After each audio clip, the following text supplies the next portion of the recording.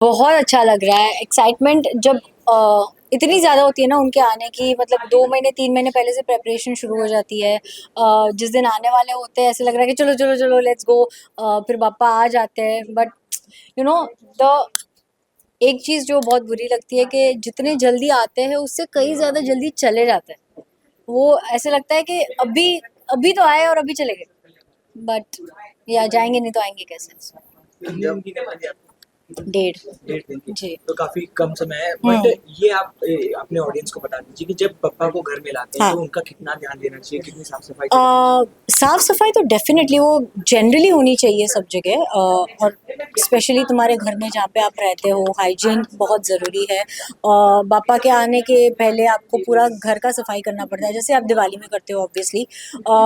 And you have to make sure के पापा की जो चीज़ें हैं, जो उनकी सामग्री होती है पूजा की, आरती की, उनको भोग लगता है, आरती टाइम से टाइम होनी चाहिए उनकी, तो वो सारी चीज़ें जो आपको ध्यान में रखते हैं। उनका अखंड दिया चलता है, अखंड मतलब कंटिन्यूस जो चलता है, बंद नहीं होना चाहिए वो।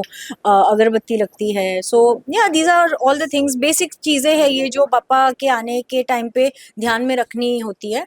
और ये सारी चीज़ें मैं इसलिए बता रही हूँ, जो स्पेशली जो पापा का जो लेफ्ट साइड जो उनका ट्रंक होता है वो थोड़े लीनियंट होते हैं, जहाँ तक मैंने सुना है कि अगर आपसे कहीं पे थोड़ी मिस्टेक हो भी जाती है तो वो लेट गो करते हैं। बट राइट साइड वाले जो टस के पापा होते हैं वो बहुत ज़्यादा स्ट्रिक्ट होते हैं, उनको कोई भी गलतियाँ बर्दाश्त नहीं है।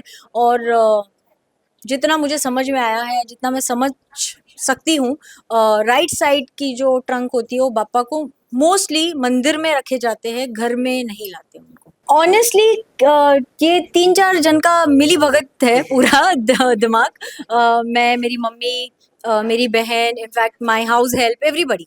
और मुझे ज़्यादा सिंपल मुझे ज़्यादा पसंद है। और वो इसलिए आप देखेंगे कि पापा जो है मेरे ऑलरेडी बहुत he is full of colour, he is like red, bright red with lot of diamonds and all. तो अगर मैं डेकोरेशन भी बहुत ज़्यादा लाउड करूँगी तो वो कहीं न कहीं क्लैश होगा। सो आई ऑलवेज मेक श्योर के मेरा डेकोरेशन जो है वो थोड़ा मेलो साइड पे रहे, सिंपल साइड पे रहे, ताकि मेरे पापा जो है वो स्टैंड आउट रहे, like he has to be the star of the night. I just want him to eradicate जितने भी एनिमल अब्यूजेस होते हैं, मैं चाहती हूँ कि वो पूरी तरह से ख़त्म कर दे।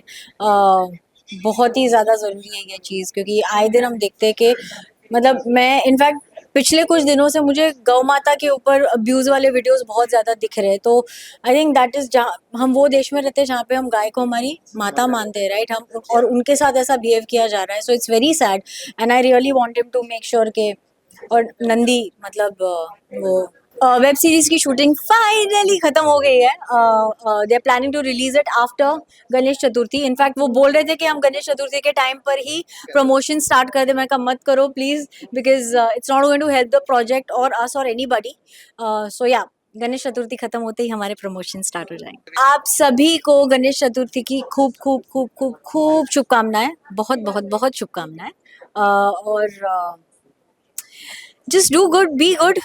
बापा के बापा मतलब मैं बापा बोल रही हूँ, आप शंकर भगवान को मानते हो उनका मान लो, आप जो भी भगवान को मानते हो उनके रास्ते पे चल लो।